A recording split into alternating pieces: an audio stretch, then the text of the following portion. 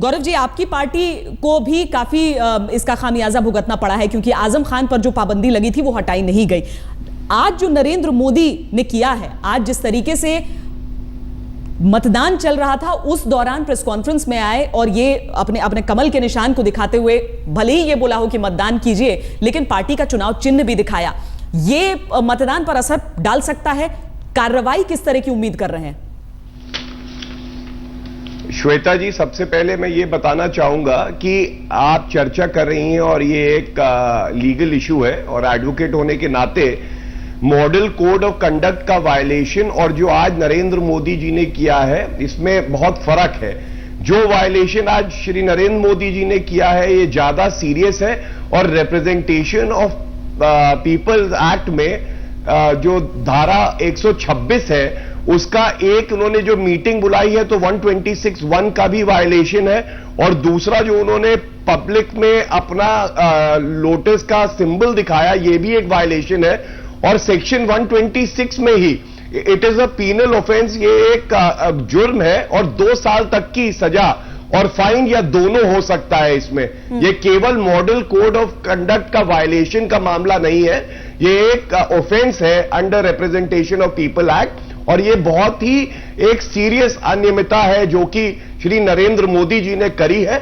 जब आप प्रधानमंत्री पद के उम्मीदवार हो या एक उम्मीदवार हो चुनाव में, तो आपको भी एक जिम्मेदारी वाला बिहेवियर दिखाना होता है। जिस तरह से उन्होंने प्रेस कॉन्फ्रेंस करी, मेरे ख्याल से इससे ज्यादा सीरियसली इलेक्शन कमीशन ने कभी कोई ऑर्डर नहीं पास किया। उनके ऑर्डर में यह साफ लिखा है कि जो कृत्य है नरेंद्र मोदी जी का, this is a violation of section 126(1) and 126(1)(b) of representation of peoples act. उनके खिलाफ कार्रवाई की जाए, एफआईआर की जाए। जी गौरव जी, आपको रोकूंगी थोड़ी देर के लिए क्योंकि हमारी संवाददाता गोपी घांगर हमारे साथ अहमदाबाद से जुड़ चुकी हैं। गोपी, तफसील से बताइए क्या क्या बताया गया है वहां पर, क्योंकि रिप्रेजेंटेशन ऑफ पीपल्स एक्ट के तहत ये मुकदमा दर्ज किया गया है। बिल्कुल श्वेता, ये पूरा मामला अहमदाबाद क्राइम ब्रांच में दर्ज किया गया है। साथ ही नरेंद्र मोदी और टीवी चैनल्स जो कि वहां पे ये पूरी कवरेज को दिखा रही थी, उनके खिलाफ ये पूरा मामला दर्ज किया गया है। दरअसल चुनाव आयोग ने गुजरात के मुख्य सचिव और पुलिस महानिदेशक डीजीपी को कहा था कि वो अपनी एक रिपोर्ट पेश करे। शाम को 6 बजे तक ये रिपोर्ट भेजने के आदेश दिए गए थे। उसके बाद ये तुरंत डिसीजन लिया गया और अब देख सकते हैं अभी 6:20 हुए। जैसे ही रिपोर्ट वहां पे पहुंची है, तुरंत ही अहमदाबाद पुलिस के जरिए ये पूरा मामला दर्ज किया गया है। और इसमें जो आईपीसी की धारा है, आईपीसी की धारा 126(a) के तहत और 126(1) की तहत पूरा मामला दर्ज किया गया है। श्वेता, हम चर्चा तो इस बात पर कर रहे थे कि सरकार का भविष्य क्या कमोवेश तय हो चुका है, क्योंकि 438 सीटों पर वोटिंग हो चुकी है, बस 105 सीटों पर वोटिंग बाकी है। लेकिन इससे इस वक्त सामने है वो ये कि नरेंद्र मोदी के ऊपर मामला दर्ज हो चुका है। रिप्रेजेंटेशन ऑफ पीपल्स एक्ट के तहत यह मामला दर्ज हुआ है। दरअसल आज जब मतदान चल रहा था उस दौरान नरेंद्र मोदी अपना वोट डालने गए। वोट डालने के बाद बाहर निकले तो पहले ट्विटर पर एक सेल्फी अपनी डाली जिसमें वो मतदान की उंगली के साथ साथ चिन्ह, कमल चिन्ह जो है भारतीय जनता पार्टी का, उसकी तस्वीर खींची, ट्विटर पर डाली। इसके अलावा वो पूरी मीडिया के सामने बैठ गए और प्रेस कॉन्फ्रेंस की। कॉन्फ्रेंस में कमल के निशान को दिखाते हुए उन्होंने सबसे बातचीत की है। मामला संगीन है, हम चर्चा कर रहे हैं। हमारे साथ स्टूडियो में संजय कुमार जी मौजूद हैं इस वक्त, और साथ ही अलग अलग पार्टियों के नुमाइंदे हमारे साथ हैं। केसी त्यागी जी हैं, मीम अफजल जी हैं, गौरव भाटिया जी हैं और सुधांशु मित्तल जी भी हमारे साथ जुड़ चुके हैं। सुधांशु जी, मामले की गंभीरता को भारतीय जनता पार्टी समझ रही है? मुझे लगता है कि अगर 126 जो सेक्शन है रिप्रेजेंटेशन ऑफ पीपल्स एक्ट, उसका 1B अगर देखते तो इंटेंट और एग्जीक्यूशन यहां दोनों अलग अलग हो रहे हैं। प्रयोजन क्या था और कार्यान्वित क्या करा जा रहा है, ये कुछ अलग अलग हो रहा है। पब्लिक मीटिंग, देखिए मैं आपको पढ़ के, ये मेरे पास एक्ट है, मैं पढ़ के सुना देता हूं 1 minute. Prohibition of public meeting during period of 48 hours ending with hours fix for conclusion of polls. Public meeting लिखा हुआ है शब्द। अब लोग आ जाते हैं, मैं वोट डाल के आता हूं, वो वोट दिखा रहा हूं और ये कह रहा हूं कि वोट डालना चाहिए। ये चुनाव चिन्ह के साथ ये दिखाना कि वोट डालना चाहिए, सुनिए एक सेकंड, मुझे श्वेता जी सुनने, मेरा पूरा हम लोगों का पक्ष सुनने, उसके बाद आप बोलेंगे तो बहुत अच्छा हो जाएगा। और दूसरा इसमें पक्ष ये है कि क्या इन्होंने वोट मांगी है क्या भाजपा के लिए? कोई भी जो है टेलीविजन, इसमें लिखा हुआ बी, क्या लिखा हुआ, display to public any election matter by means of cinematography, television और अदर सिमिलर एपरेटस। और इलेक्शन मैटर क्या है उसको भी इन्होंने डिफाइन करा है। ये कहते हैं in this section the expression election matter means any matter intended और सर्कुलेटेड टू इन्फ्लुएंस और the result of an election. Vote डाल के आया हूं, ये उंगली दिखा के रिजल्ट ऑफ द इलेक्शन कैसे इन्फ्लुएंस होता है मुझे तो पता नहीं जी। ये अपील करना। और सुनिए, कोई नेता ऐसा नहीं है जिसने वोट डालने के बाद अपनी उंगली दिखाई नहीं कि देखो मैं वोट डाल के आया हूं।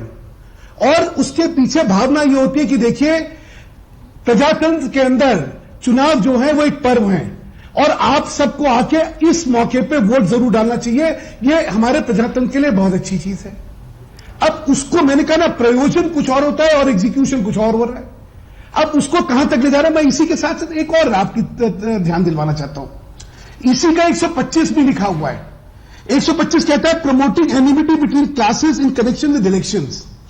Any person who is connection with elections under this act promotes or attempts to promote on ground of religion, race, caste, community or language enmity। Farooq Abdullah ji ने क्या करा जी? नहीं सुनिए, आजम खान जी ने क्या करा, तमाम केसेस ले लीजिए, वहां तो किसी ने एफआईआर नहीं करी।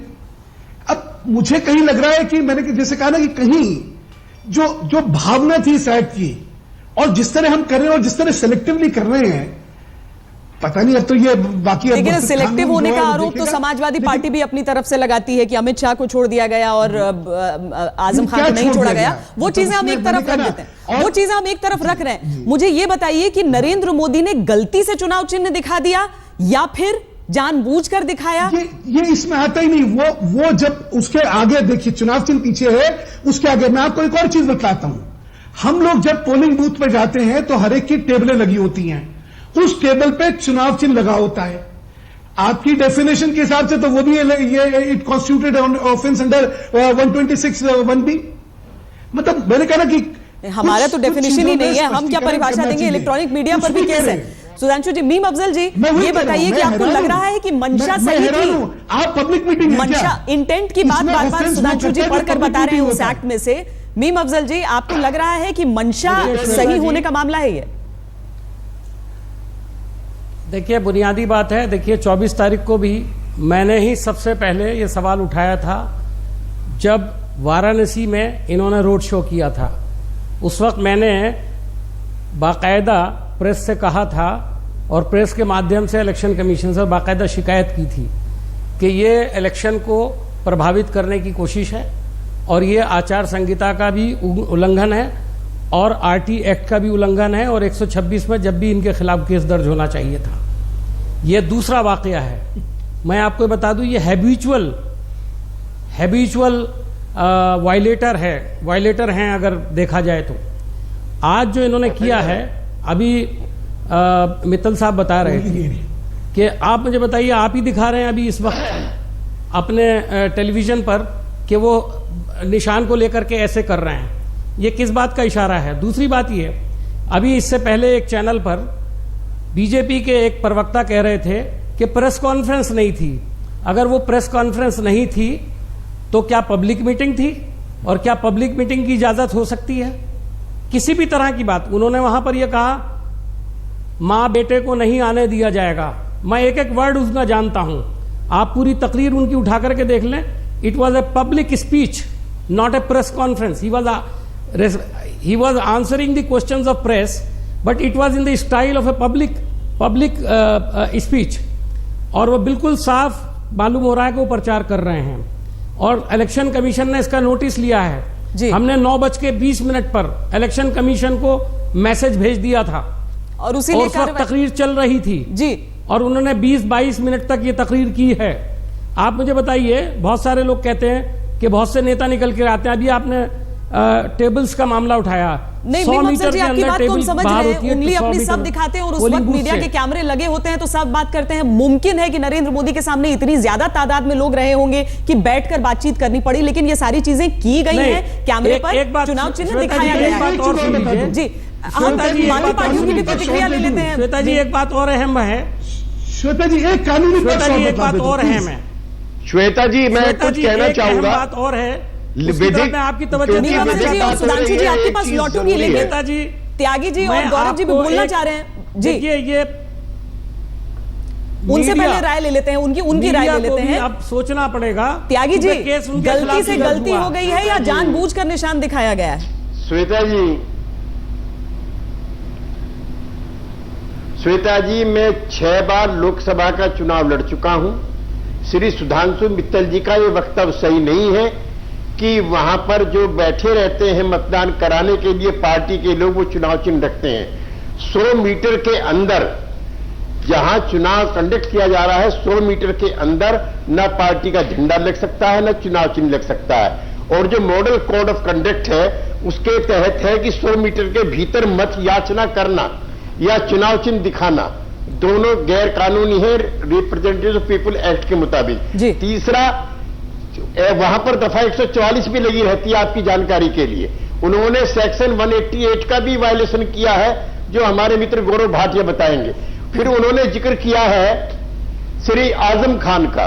आजम खान के साथ तो जाति की जा रही है, उनसे गंदे गंदे वक्तव्य देकर के श्री गिरिराज सिंह, श्री अमित शाह सरीखे लोग चुनाव प्रचार कर रहे हैं। और छोटी पार्टी का नेता होने के नाते मैं और कुछ नहीं कहूंगा, श्री आजम खान को जनसभाओं से वंचित किया जा रहा है। मैं चुनाव आयोग की निष्पक्षता पर मैं संदेह नहीं उठा रहा हूं, लेकिन श्री नरेंद्र मोदी प्रधानमंत्री पद के दावेदार हैं। ठीक है, आपके हिसाब से जानबूझकर ये किया गया है। गौरव श्वेता भाटिया जी मैं आप कुछ कहना गौरव भाटिया चाहूंगा। जी, बताइए जी। हाँ जी, मैं सबसे पहले श्वेता ये जी, बताना एक तो चाहूंगा अभी कि यहाँ पे मंशा नहीं मैटर करती है। 2 वायलेशन करे नरेंद्र मोदी जी ने, जो कि एक ऑफेंस है under representation of people act. एक 126(1)A में जो उन्होंने किया, उन्होंने एक एड्रेस करी प्रेस कॉन्फ्रेंस, वो डेफिनेशन से कवर्ड है पब्लिक मीटिंग की भी, और ये उनके द्वारा एक ऑफेंस किया गया। और 126(1)B में जो सब नेता होते हैं वोटिंग के बाद अपना चिन्ह दिखाते हैं, वो प्रतीक होता है कि मैंने वोट डाला। इन्होंने कमल का सिंबल दिखाया अपना, तो 126(1)B में भी इन्होंने अपराध किया है। और उसके बाद केसी त्यागी जी ने बिल्कुल सही बात कही कि 144 धारा लागू थी, तो उसमें इन्होंने वायलेशन किया, तो 188 आईपीसी का भी इन्होंने ऑफेंस किया। और सबसे जरूरी बात यह है कि जैसे इलेक्शन कमीशन ऑफ इंडिया ने कुछ लीडर्स को प्रतिबंध लगाया कि वो कैंपेनिंग नहीं कर सकते, आज नरेंद्र मोदी पे ये बैन लगना चाहिए कि वो कहीं जाके कैंपेनिंग नहीं कर सकते। क्योंकि मैं एक बार फिर से कहूंगा कि ये सिर्फ violation model code of conduct का नहीं है, ये उससे ज्यादा गंभीर मसला है रिप्रेजेंटेशन ऑफ पीपल एक्ट का। देखते हैं क्या प्रावधान सामने आते हैं, और इसीलिए उनपे भी बैन लगना चाहिए और जो श्वेता जी, एफआईआर मैं भी दर्ज बोल हुई रहा है हूं, उस पर 4:1 हो रहा है तुरंत यहाँ तो। कार्रवाई होनी चाहिए। जी श्वेता जी 3:1 हो रहा है, तो इनके मुकाबले 3 गुना टाइम मुझे दीजिए ना, ताकि मैं अपना पक्ष तो रख सकूं। नहीं, पक्ष तो अब चुनाव आयोग के सामने रखना होगा। सुधांशु जी, रिप्रेजेंटेशन ऑफ पीपल्स एक्ट के तहत नरेंद्र मोदी पर मामला दर्ज हुआ है, मामला गंभीर लग रहा है। सुधांशु मित्तल जी इस वक्त और साथ ही तमाम मेहमान हमारे साथ जुड़े हुए हैं, लेकिन सुधांशु मित्तल जी वैसे ही कम दुश्मन थे क्या नरेंद्र मोदी के? वैसे ही सारी पार्टियों की तरफ से एक को निशाना बनाया जाता था, जो नरेंद्र मोदी ने सेल्फ गोल भी कर लिया। ऐसा है कि दुश्मन लाख बुरा चाहे तो क्या होता है, वही होता है जो मंजूर खुदा होता है। और यहां तो खुदा जो है हिंदुस्तान की जनता है, तो हिंदुस्तान की जनता जो तय करेगी वो हमारा भाग्य विधाता है इस समय तो। लेकिन अगर चुनाव आयोग ने यह तय कर लिया कि प्रचार नहीं करना है आगे, तो 105 सीटों पर क्या होगा? आपके तो इकलौते स्टार प्रचारक हैं। ये करे तो ना, ये उन्होंने उल्लंघन करा, उन्होंने केस रजिस्टर करा, उससे उनको प्रचार करने से रोकने का हक कहां से आ जाएगा इलेक्शन कमीशन को?